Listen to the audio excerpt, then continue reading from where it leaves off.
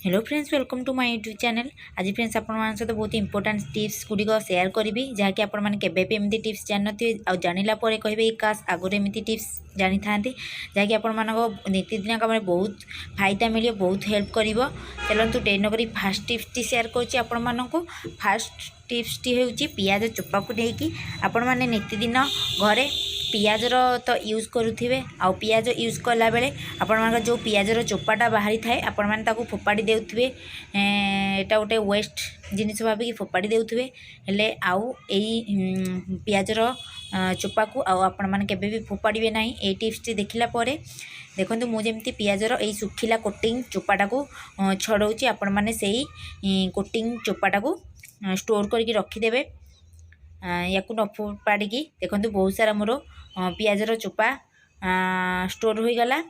आपण मैंने यही पियाजर सुखिला परस्त चोपा को नरम परस्त चोपा को यूज करें सुखिला परस्तर चोपा को यूज करेंगे। टिप्स रे देखंतु बहुत सारा चोपा हो गला। एबे आपण मैंने तो नीतिदिनिया घरे गाजर भी खाइबारे ऐड करुथुए कारण गाजरटा बहुत हेल्दी परिबा आउ छोट पिला थिले तो गाजर निहाती ऐड करिया को दरकार पड़ी थाए कारण गाजर बहुत विटामिन थाए से गाजर को बहुत दिन जाए सतेज आउ फ्रेश रखापी आपण मैंने कौन करेंगे पियाजर जो सुखिला चोपा आपण मानक देखली से चोपा को आपण मैंने जो जगार जो पात्र रे आपण मैंने गाजर रखुंट स्टोर करी से पात्र तले आपण मैंने एमती बिछाई नेबे पियाजर चोपा को देखो सुखिला परस्त चोपाटा को आपण मैंने एमती चारियाडे बिछाई नेबे आपण मैंने जेती गाजर रखिए से अनुसार आपण मैंने पियाजर चोपाटा को बिछाई नेबे।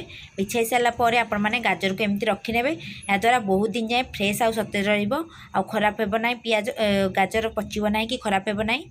ये टिप्स टी केमती लागला निहाती कमेंट रे जणेबे जदि भल लागी गोटे लाइक निहाती देबे। चलतु डे नक सेकेंड टिप्स टी शेयर करुच्ची। सेकेंड टिप्स टी पियाज को लेकिन आपण मैंने केबे एमती पियाज आउ टूथपेस्ट टिप्स देखि नथिबे। चलतु मु एई पियाज आउ टूथपेस्ट टिप्स टी निहाती शेयर करुच्ची बहुत इंपोर्टेंट आज वीडियो रे मेन इंपोर्टेंट एई टिप्सटा देखंतु पियाजर आपण मान पाखरे व्हाइट कलर पेस्ट थी ताले आपण मानक भाई बहुत भल आपण माने पेस्पोडेंट किंबा कोलगेट जहाँ भी पेस्ट यूज करि परिबे व्हाइट कलर पेस्ट आपण माने एमिति पियाजर जेते सबु नरम चोपा हो कि सुखिला चोपा हो जहाँ भी पियाजर वेस्ट बाहरुची ताको आपण माने गोटे जहाँले बाउल रे नहीं जिबे।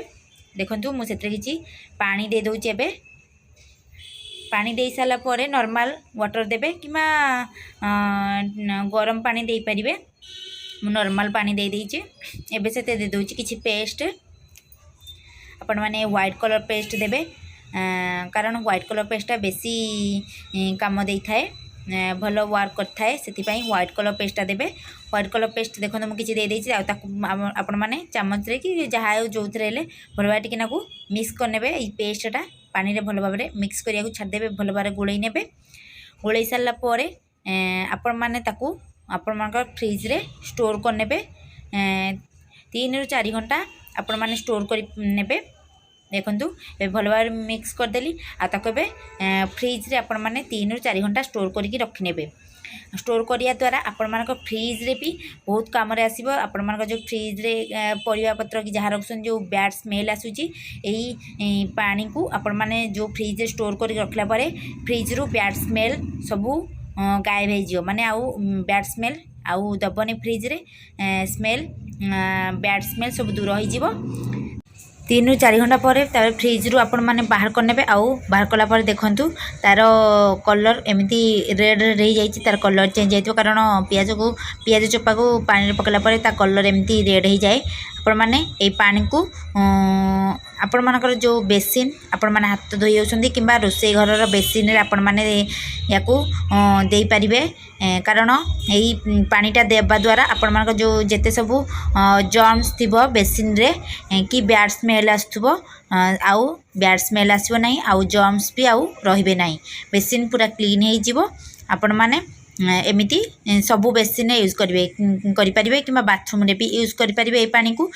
तापर आपण माने आपण मानक गैस रे भी या स्प्रे करेंगे कि एमती पानी को किछ किछ एमती चेराड़े देकी आपण माने गोटे कपड़ा रे ताकू पोछीदेवे भल भाव में। देखंतु मु जेमती गैस रे सबआडे टिके टिके दे दउछि किबा स्प्रे करि पारे स्प्रे बोतल रखिकी स्प्रे भी करि परिबे। तापरे दे सारिकी गैस रे चारिआडे आपण माने छिंची सारिकी गोटे सुखा कपड़ा रे भल भाव ताको पोछि नेबे जहा द्वारा आपण मानक गैस रे जो बैड स्मेल आसे कि किछि भी जर्म्स थाए आउ से जर्म्स की बैड स्मेल किछि भी रहबनी पूरा फ्रेश स्मेल आसीबो गैस रे। कारण ए जो पेस्ट मिसी आ पियाज स्मेल पूरा बैड स्मेल को पूरा दूर करदेव आउ जम्स भी किसी रखिब ना।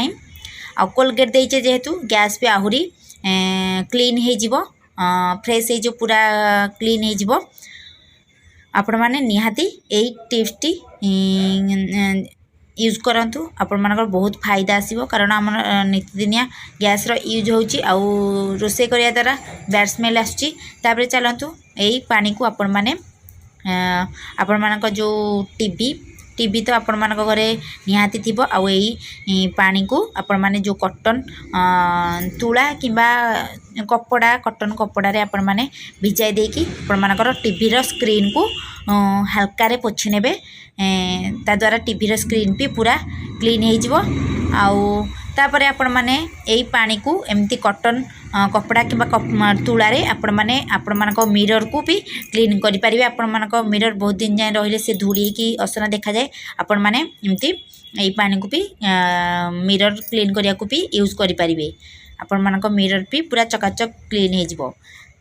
आउ एई पानी की भी आउ गोटे टिप्स कहूची एई पानी को आपण माने आपण मानकर जो बोर्ड इलेक्ट्रिक बोर्ड रे भी आपण माने यूज करि परिबे। से कॉटन कपड़ा रे आपण माने एमती पोछि की आपण मानक बोर्ड को भी क्लीन करि परिबे। देखिबे पूरा क्लीन हे।